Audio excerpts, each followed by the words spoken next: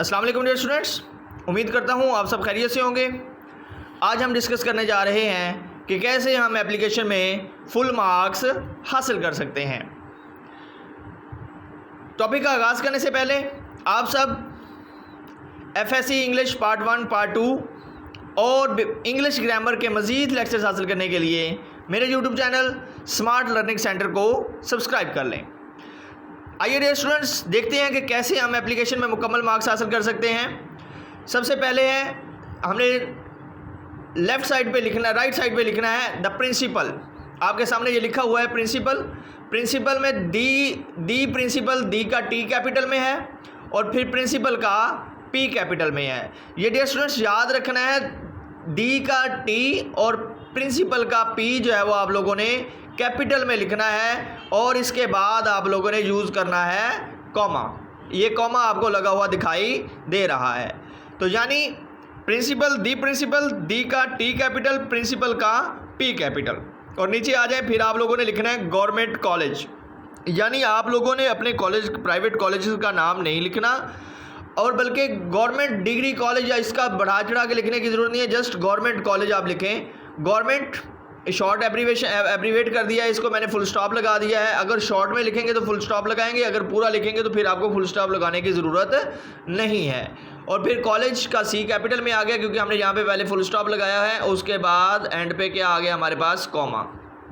तो dear student नज़र आ गया आपको कि गवर्नमेंट का जब शॉर्ट फॉर्म में लिखेंगे जी कैपिटल में और उसके बाद GOVT के बाद आप फुल स्टॉप डालेंगे और उसके बाद कॉलेज का सी कैपिटल में और उसके बाद आएगा कॉमा। फिर आगे आ जाए, फिर आगे हम लिखेंगे सिटी को हम ब्रैकेट में कर देंगे और उसके बाद A, B और C। यानी हम अपने सिटी का नेम नहीं लिखेंगे बल्कि उसकी जगह पे क्या लिख देंगे, A, B और C लिख देंगे। और इन A, B और C के साथ आपको A के बाद आपको फुल स्टॉप दिखाई दे रहा है, B के बाद आपको फुल स्टॉप दिखाई दे रहा है, C के बाद भी आपको फुल स्टॉप दिखाई दे रहा है। C के बाद अगर फुल स्टॉप, ये ऑप्शनल है, अगर लगाएंगे तब भी ठीक है, नहीं लगाएंगे तब भी ठीक है। यानी अगर दी प्रिंसिपल, दी का टी कैपिटल, पी का प्रिंसिपल का पी कैपिटल, अगर हम बिल्कुल ऐसे जैसे मैंने लिखा है आप लिखेंगे तो आपको मार्क्स मिलेंगे, आपको 1 मार्क मिल जाएगा इसका, ठीक है। इस पूरे का आपका 1 मार्क है। उसके बाद है सब्जेक्ट, यानी जो एप्लीकेशन आप लिख रहे हैं उसका जो टॉपिक होगा वो आप यहाँ पे इस लाइन पे मेंशन करेंगे।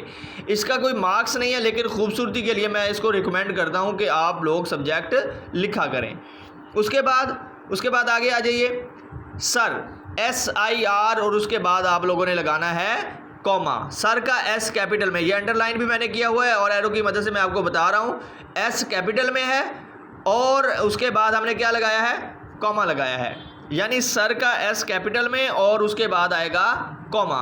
और इस सर का S और कॉमा लगाने का आपको रिवार्ड क्या मिलेगा, आपको 1 नंबर इसका मिल जाएगा। यानी सिर्फ SIR कॉमा S कैपिटल लिखने से आपको 1 नंबर मिलेगा।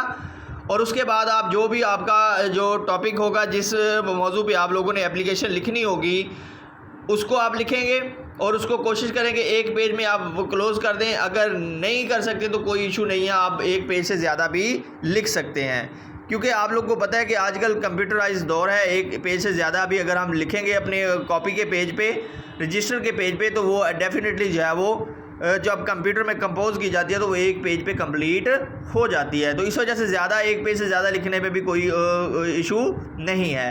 तो बॉडी के आपको मार्क्स मिलेंगे 6। तो याद रखना है कि आप लोगों ने एक्स्ट्रा बातें नहीं लिखनी बॉडी में, टू दी पॉइंट रहना है और जो टॉपिक है, जिस मकसद के लिए आप वो एप्लीकेशन लिख रहे हैं उससे आप लोगों ने हटना नहीं है। और उसके बाद नीचे आ जाएँ, उसके बाद आप लिखेंगे योर्स ओबीडियंटली। बाकी एप्लीकेशन की बॉडी में उसके बाद आप लोग सारा कुछ जो है वो आप लर्न करेंगे, उसको आप मेंशन करेंगे। उसके बाद आ गया यूअर्स ओबीडियंटली। यूअर्स का जो S है, Y है, उसको आप लोगों ने कैपिटल में लिखना है। और जो बात आप लोगों ने याद रखनी है, अक्सर स्टूडेंट R और S के दरमियान अपोस्ट्रोफ डाल देते हैं, यानी ऊपर एक कॉमा डाल देते हैं।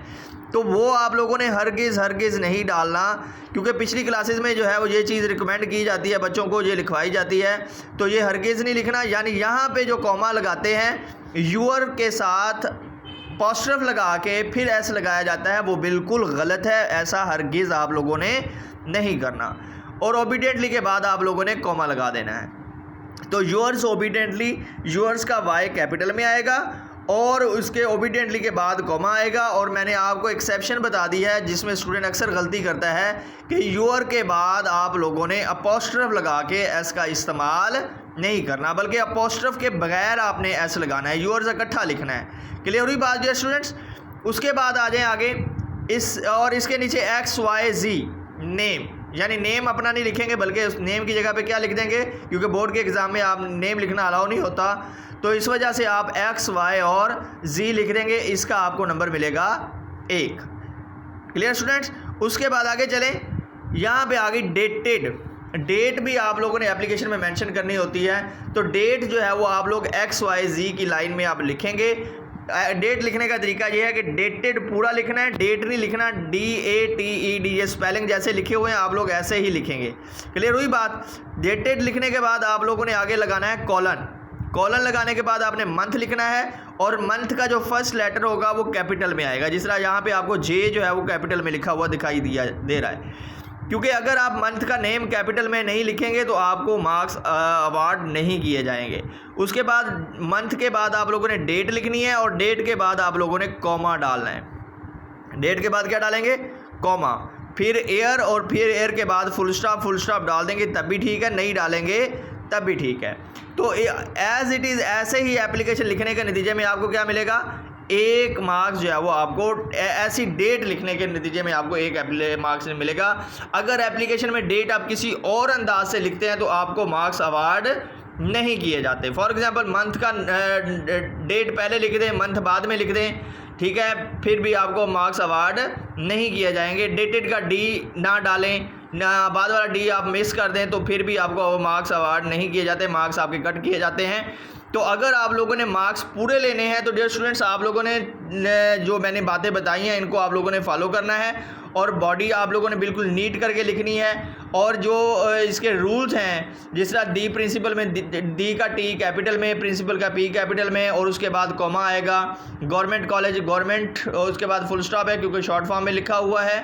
उसके बाद आप लोग कॉलेज के बाद आप कॉमा लगाएंगे, ABC लिखेंगे, सर लिखेंगे, ठीक है, बॉडी, फिर डेट, योर्स ओबीडियंटली, XYZ, ये सब कुछ आप लोग एज इट इज़ लिखेंगे। आप लोग अगर ऐसा लिखेंगे तो इंशाल्लाह आप एप्लीकेशन में मुकम्मल मार्क्स हासिल करने में कामयाब हो जाएंगे। तो डियर स्टूडेंट्स, उम्मीद करता हूँ आपको ये वीडियो बहुत पसंद आई होगी और आप लोग इससे ज़रूर इस्तेफादा हासिल करेंगे। और इसके लिए आप लोगों को मैं याद दिलाता चलूँ, अगर आप लोगों ने मेरा चैनल सब्सक्राइब नहीं किया तो आप अभी चैनल सब्सक्राइब कर दें ताकि इस तरह की और टेक्निकल वीडियोस जो हैं वो आप तक इंग्लिश ग्रामर के हवाले से पहुंच सकें।